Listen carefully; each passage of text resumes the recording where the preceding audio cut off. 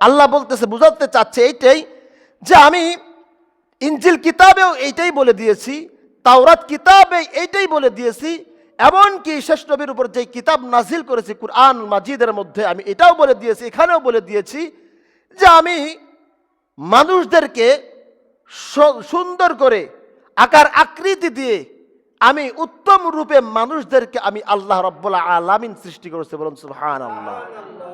আমি আল্লাহ রাব্বুল আলামিন মানুষদেরকে সুন্দর করে শ্রেষ্ঠত্ব দিয়ে সর্বোত্তম করে আমি আল্লাহ পাক রব্বুল আলামিন মানুষদেরকে আমি আল্লাহ বানিয়েছি।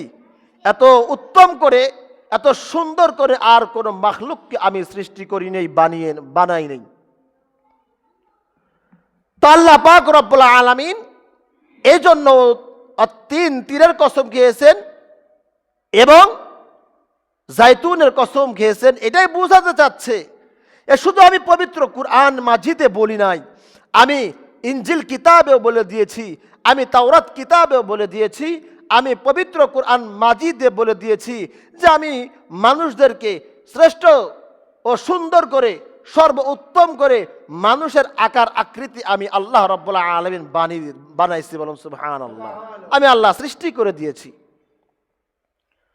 আল্লাহ পাক রব্বুল আলামিন আমাদেরকে এত সুন্দর করে সৃষ্টি করেছেন, এত দামি করে আল্লাহ আমাদেরকে সৃষ্টি করেছেন যে অন্য অন্য মাখলুককে এত সুন্দর করে, এত দামি করে, এত সর্বোত্তম করে আল্লাহ পাক রব্বুল আলামিন অন্য কোনো মাখলুককে এত সুন্দর করে আল্লাহ সৃষ্টি করেন নাই। আল্লাহ আমাদেরকে কান দিয়েছেন, নাক দিয়েছে, চোখ দিয়েছে।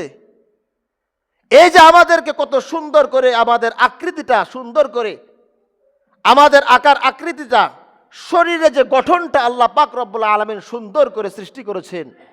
আল্লাহ বলে, হে বান্দা, তোমরা একটু খেয়াল করে দেখো আমি তোমাদেরকে কত সুন্দর করে আমি আল্লাহ সৃষ্টি করেছি।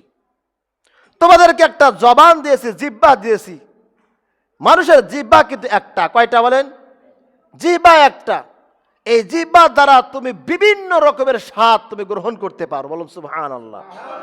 এই জিহ্বা একটা দ্বারা তুমি মিষ্টি অনুভব করতে পারো, এই জিহ্বা একটা দ্বারা তুমি তিতা অনুভব করতে পারো, ঝাল অনুভব করতে পারো, তিতা অনুভব করতে পারো, বেশি গরম হলেও তুমি অনুভব করতে পারো, ঠান্ডা হলেও তুমি জিহ্বা দ্বারা অনুভব করতে পারো।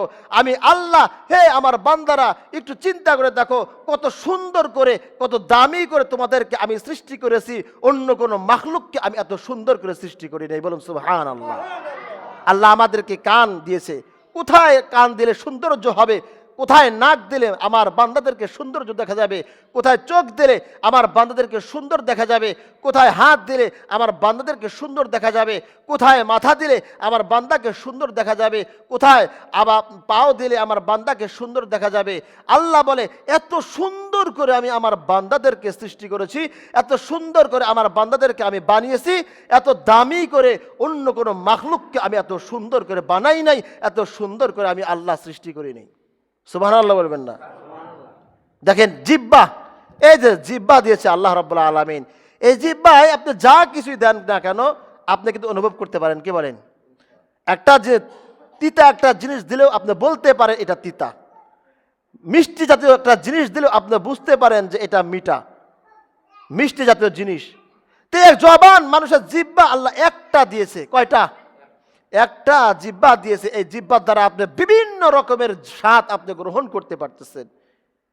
বিভিন্ন রকমের স্বাদ গ্রহণ করার জন্য কিন্তু আল্লাহ রাব্বুল আলামিন বিভিন্ন জিহ্বা দেন নাই, একটা জিহ্বা দিয়েছে। কয়টা?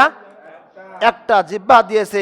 আরে বান্দা, তুমি খাবার খাবে, আমার নিয়ামত ভক্ষণ করবে, নিয়ামত ভক্ষণ করার পর এটা কোথায় যাবে সেই সিস্টেম আমি আল্লাহ রাব্বুল আলামিন তোমাদের মধ্যে দিয়েছি।